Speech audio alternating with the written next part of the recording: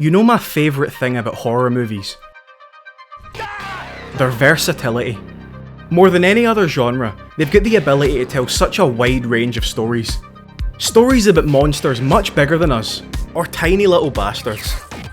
Stories about quiet evil hiding itself away in the shadows, or big loud evil bursting out into the streets. Stories about forces taking away control of your own body, or invading and overpowering your mind. For some creatures were nothing but an evolutionary obstacle, or their natural prey. But sometimes they just hate us. And the way that versatility extends to the themes of the stories means the best horror films are usually the ones that are really about something else. Smaller cast movies can cut right to the heart of serious emotional trauma, and films with a larger cast can show a spectrum of reactions to the paranormal stuff going on in the film. Some films can take this a step further and incorporate elements of social realism filmmaking, bringing in relatable modern day struggles. And this contrast might sound crazy, but it creates something unique, something really scary, something I like to call social surrealism.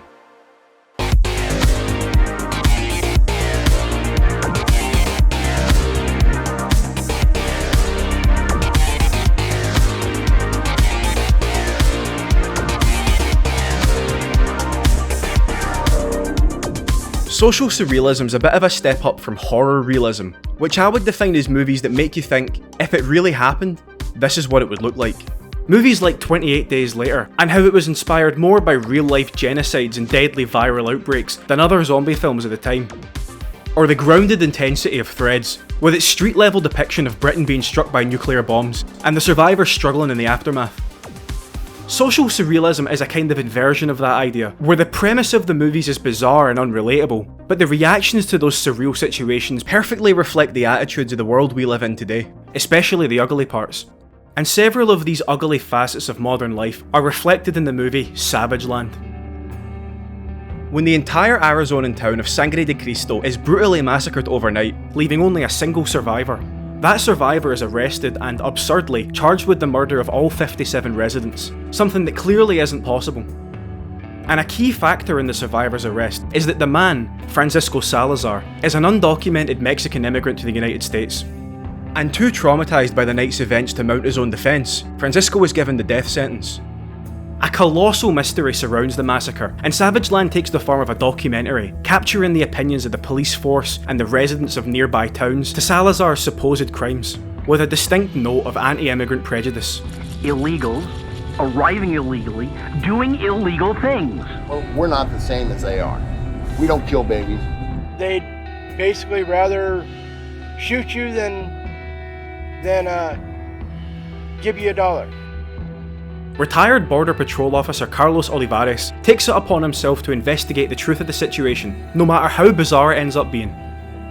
The only record of what took place in Sangre de Cristo that night are a roll of photographs that Francisco took as he moved through the town. These photographs were disallowed as evidence in Francisco's trial, but Carlos obtains them and begins to construct a timeline of the tragedy based on what the photos capture. And what do the photos capture? Zombies.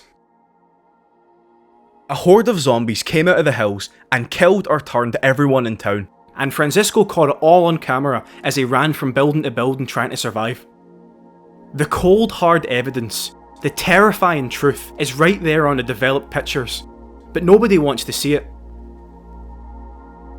There are people who come to Francisco's defence, though much fewer in number, and though well intentioned, some of them present equally unlikely theories as to what happened in Sangre de Cristo. So who had the resources, the weapons, the political will, the anger, the motive to carry out the single night massacre of an entire town? It's a familiar story we've seen played out time and time again.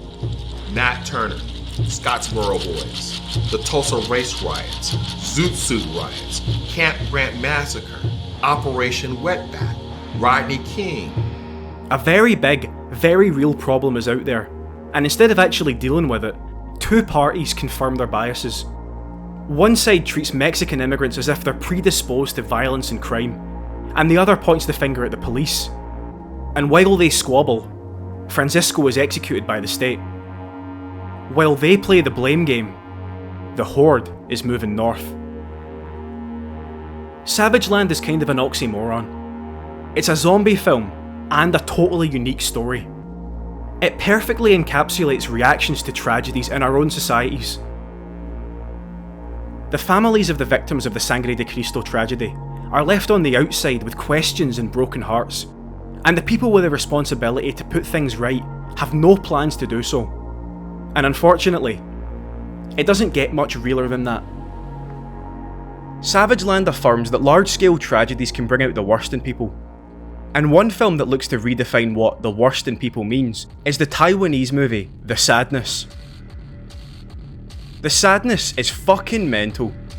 It's a COVID-era movie that wonders aloud, what would happen if this virus that the government had failed to subdue suddenly mutated and eroded the parts of infected people's brains that keep them from doing horrible things to each other, turning them all into savagely violent, organised psychopaths. Rather than just brainless undead zombies, they behave more like the crazies, people that just torture, rape and kill for the fun of it. While The Sadness is mainly focused on disembowelments and injury detail, it does carry a serious message about our societies and how we live alongside each other. And I understand that message might get lost in a movie full of moments like this. And this. And this. And this. But there is a real message at the core of The Sadness, and it might be scarier than all this gore and mankiness put together. I read an interview with the movie's director, Rob Jabaz, in which he talked about tapping into relatable fears. As Jabaz sees it, there's an aspect of East Asian society that revolves around the fear of unprovoked violence, with many people believing that to avoid conflict, it's as easy as keeping their head down and staying out of other people's business. And though Jabaz talks about this in a specifically East Asian context, I personally think this is a pretty universal attitude. And that means the horror The Sadness creates is universal, and how it depicts acts of violence that are as random as they are sadistic. The scale and the quality of the violence might be exaggerated, but the subject matter isn't. Too often we're reminded that violence can be inflicted on us with no cause or warning. And that's scary. It scares me. And that's what The Sadness is really about, underneath the gallons of blood. While the surreal imagery on screen distracts you, Jabaz's message worms its way into your head and makes you see the people you live alongside just a little bit differently. This is the power that social surrealism shares with social realism, the ability to make you reconsider the world around you, the intertwining of people and their thoughts and actions as they try to cohabitate. And I don't think there's a film that analyses that melting pot more incisively than Circle. Imagine you wake up in a room with 49 other people, and every 2 minutes, someone dies. Now imagine that collectively, you have the ability to vote on who dies next. You can't move from your spot, and you can't lay a hand on anyone else. All you can do is talk and vote. That's Circle in a nutshell. The film is essentially one long conversation between the participants as they work out the rules of the game, including ties, multi-kills, and voluntary withdrawals. The players of the game make up a wide cross-section of the American population. There are black people, white people, Asian people, and Latin people. People who are straight, gay, young, old, selfish, selfless, immigrants, children, unmarried people, good guys, arseholes. Thanks to this spread of different people, the conversations they have become remarkably similar to ones that we've all heard in our own lives. One of the first things the group agree on is that while the rest of them work out what the fuck's going on, they should all vote for the elderly people in the group, as they'd be the next to naturally die anyway, and shouldn't factor into the proceedings. We'll start with him. Go clockwise after that. 1, 2, 3. No, wait a minute. 4, 5, 6. I'm sure we've all heard criticisms towards elderly people who involve themselves in the democratic process, voting in their own best interest, quote unquote, instead of for the younger generation, as if they should matter less in society just for the crime of aging. But I have just as much of a right to live as any of you. You've lived your life, old man. Please. Please!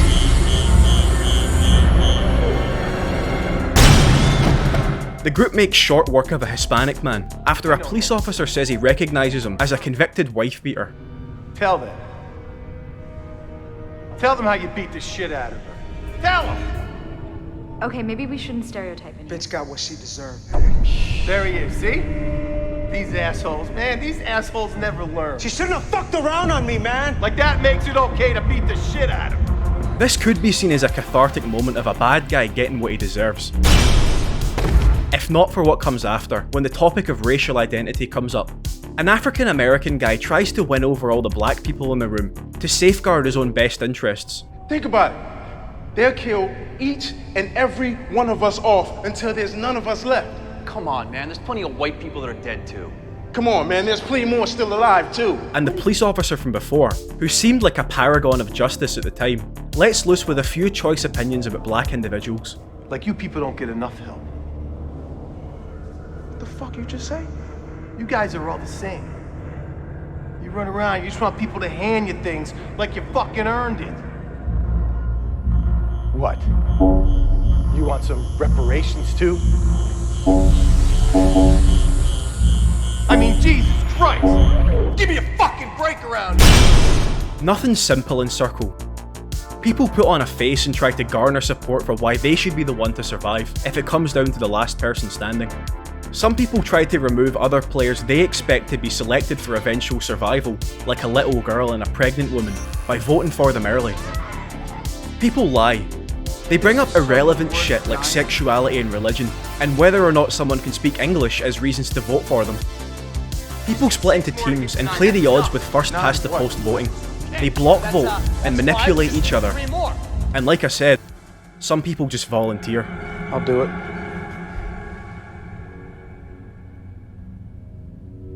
Why? I guess I just don't want to kill anyone. Thanks, Scott. Thank you, Scott.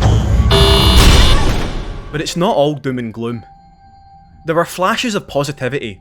You should have never married that asshole. I know.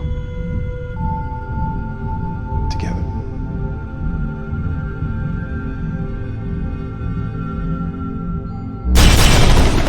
With some people giving up their life to save others.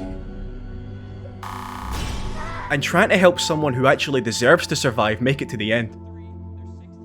It's hard enough to write a script with all of these elements in the first place without it feeling forced or contrived, which it doesn't. But having it all flow naturally in what's essentially a real-time, one-scene story is incredible to watch. Circle tells an intimate story about individual people that evolves into a larger story about society, rather than putting the cart before the horse and trying to skip to the social commentary. And that social commentary is so well implemented. In the desperation of each individual trying to survive, they gang up, turn on each other, and make enemies instead of focusing on the possibility that there might be a way for everyone to survive, and end up trying to game a system that ultimately has it in for all of them. And doesn't that sound familiar?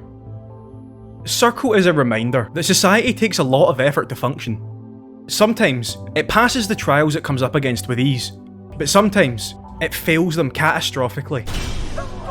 And we get a glimpse of how fragile its foundations are. And social surrealism, as a genre, is the best way to dig deep into those foundations and shuffle them around. Because the more bizarre and extreme a situation is, the more intense and uncomfortable the reactions are from people who, on an average day, are just like you and me. And doesn't that make you wonder how you'd react if you found yourself in one of these situations? Because it should.